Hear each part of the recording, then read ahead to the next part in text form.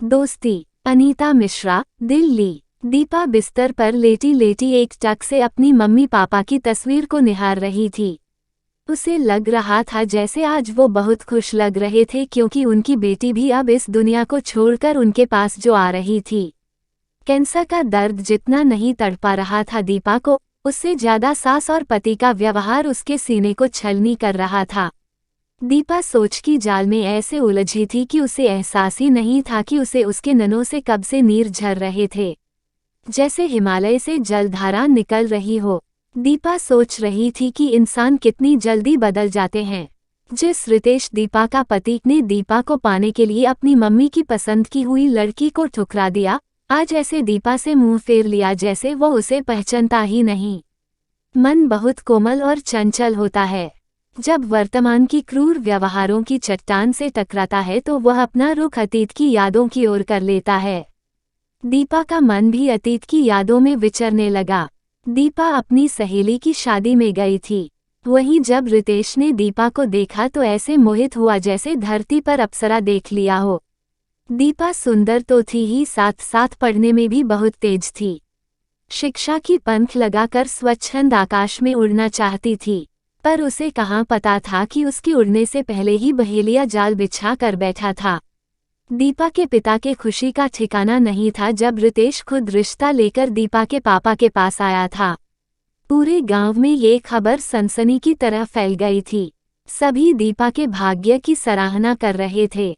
सभी कह रहे थे कि दीपा के पापा कभी सपने में भी नहीं सोचे होंगे कि इतने बड़े घर से खुद रिश्ता चलकर उनकी बेटी का हाथ मांगेगा। एक गरीब पिता अपनी बेटी को और क्या दे सकते थे अपने आशीर्वाद के सिवा।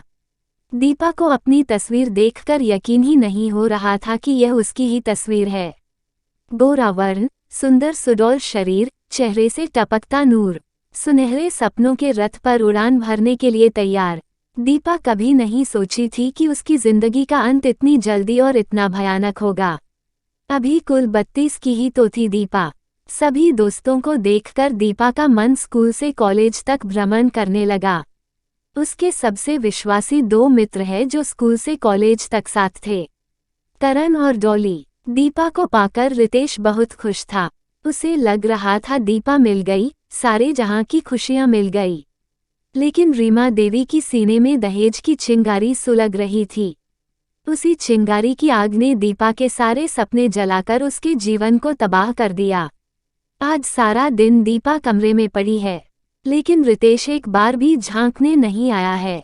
दीपा की सास तो खुशी से चहक रही थी, क्योंकि उसके मन की मुराद जो पूरी होने वाली थी। जिस लड़की से वह रिश्ता पहले करवाना चाहती थी उसी के साथ आज रिश्ता पक्का करके आई थी रितेश का।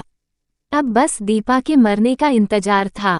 दीपा का कलेजा ये सोच सोच के फट रहा था कि जिस घर के लिए अपना सपना, अपनी नौकरी, अपना सब कुछ उसने त्याग दिया, 24 घंटे सेवा में तत्पर रहती थी, वे लोग इतने निष्ठुर हो गए कि उसके लिए उन्हें रत्ती भर दुख भी नहीं है। वे दीपा के मरने का इंतजार भी नहीं कर पाए और दूसरा विवाह ठीक कराए। सबसे आश्चर्यचकित दीपा इसके लिए थी कि रितेश ने भी इसके लिए हामी भर दिया था। एक बार भी नहीं हिचकिचाया। बेटा देख तो ये गहने, साड़ियां बीना पर कितनी अच्छी जचेगी। शादी की तारीख तो मैं अभी तय कर दूं, पर पहले ये आफत मरे तब ना। सास की बातें दीपा को ऐसे लग रही थी जैसे नसों में सुई चुभो रही हो। दीपा आंसू पोंछती हुई सिरहाने से डायरी निकालने लगी। तभी जानी पहचानी खुशबू ने उसके नाक से रोम रोम में समाकर रितेश के सानिध्य का याद भरा एहसास कर दिया। दीपा को यह समझते देर न लगी कि रितेश आज बहुत खुश है, पर कारण दीपा को नहीं पता था कि क्यों। तभी रीमा देवी की आवाज ने दीपा के कानों में कंपन किया।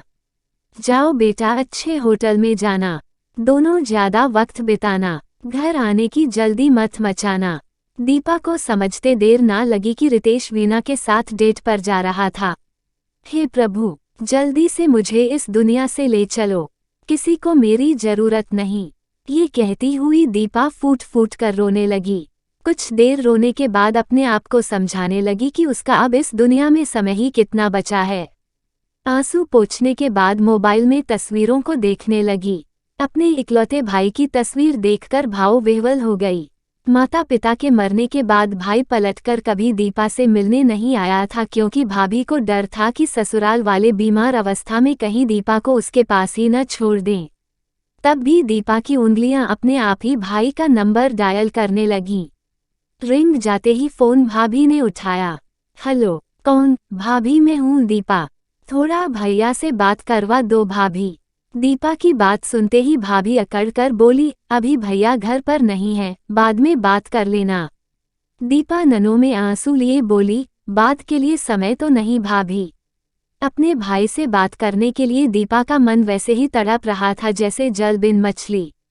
फोन डिस्कनेक्ट होने के बाद अपने को समझाने लगी शायद उसके जीवन में प्यार और स्नेह था ही नहीं। डायरी से तस्वीरें निकाल कर देखने लगी। ये तस्वीर कॉलेज के अंतिम दिन खिंचवाई थी।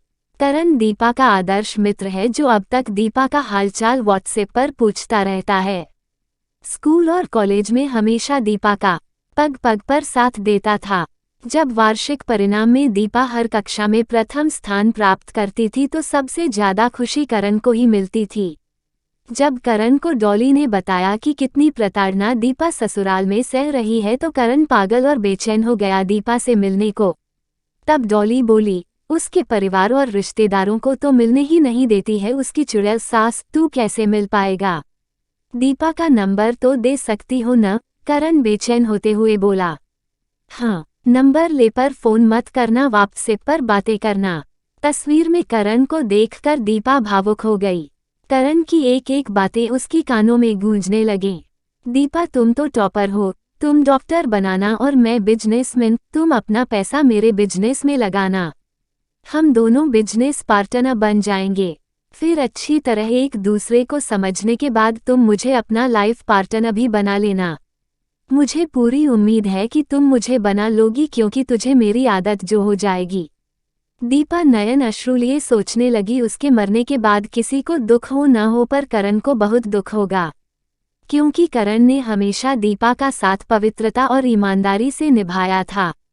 हमेशा दीपा को हंसाने के लिए जोक्स भेजता था। यही सोचकर दीपा भाव विह्वल हो गई कि जिन लोगों की सेवा में अपना सर्वस्व अर्पण कर दिया उन लोगों ने मेरा जीवन नरक से भी बदतर बना दिया। करण को तो हमेशा दुख का ही भागी बनाया, उसको तो मुझसे कुछ नहीं मिला। अनायास की दीपा करण का नंबर डायल करने लगी और अपनी भावना को कविता के रूप में दर्शाने लगी।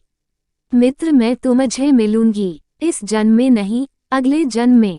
पुष्प बन खिलूंगी, हर रंग बिखरूंगी तेरे उपवन में। सुकोमल अनिल चादर बन, निर्मल जल शाबार बन, मैं लिपटूंगी तेरे वदन में। निर्झर स्वच्छ सरिता बन, संगीत स्वर में कलकल कर मैं बहूंगी तेरे जीवन में। पुष्प सुगंध कण बन, विच विच पवन संग, मैं लिखूंगी तेरे रक्त कण में। इंद्रधनुषी रंग सजाकर, निर्मल तुहिन कण लाकर, मैं बरसूंगी तेरे चमन में। मन में तेरे गम लेकर देकर, बन पन हरियाली की, सप्त रंग डाली की, मैं बरसूंगी तेरे नयन में। फिर हम सफर बन चलूंगी तेरे भावन में। मित्र, मैं तुझे मिलूंगी, इस जन्म में नहीं अगले जन्म में। कविता समाप्त होते ही एक हिचकी सी हुई। करण हेलो हेलो करता ही रह गया। दीपा की कोई आवाज नहीं आई। करण समझ गया और सीने से फोन को लगाकर फूट फूट कर रोने लगा। जब दीपा की अर्थी शमशान जा रही थी, करण दूर से पीछे पीछे जा रहा था। दीपा के चिता की अग्नि लपटों को देखकर करण को लग रहा था जैसे कोई उसका कलेजा निकाल रहा हो, लेकिन अचानक उसे लगा जैसे दीपा उस लपट से निकलकर प्रसन्नचित हो आकाश की ओर जा रही थी। करण को सुकून मिला कि दीपा प्रसन्नचित है, उसे जीवन की यातना से मुक्ति मिल गई थी। करण ने निर्णय लिया कि वह अब वृद्धाश्रम और अनाथाश्रम में जाकर लोगों की सेवा करेगा। उसने जल्दी ही सेवा शुरू भी कर दिया। हर पीड़िता में उसे दीपा नजर आती थी। एक दिन उसे दीपा की सास वृद्धाश्रम में मिली जो कुष्ठ रोग से पीड़ित थी। ऐसे अवस्था में बेटे बहू ने उसे घर से निकाल दिया था। करण ने पूछा, आप दीपा की सास हो न? हाँ बेटा, कराहती हुई उसने जवाब दिया। ठीक किया जो बहू ने आपको घर से निकाल दिया। आप जैसे सास की दशा इससे भी बदतर होनी चाहिए। जिस बहू के लिए आपने दीपा का जीवन नरक बना दिया, दीपा जैसी प्रकाश पुंज को आपने अंधेरे गर्त में गिरा दिया। बूढ़ी आंखों से ग्लानि के अश्रु झड़ रहे थे।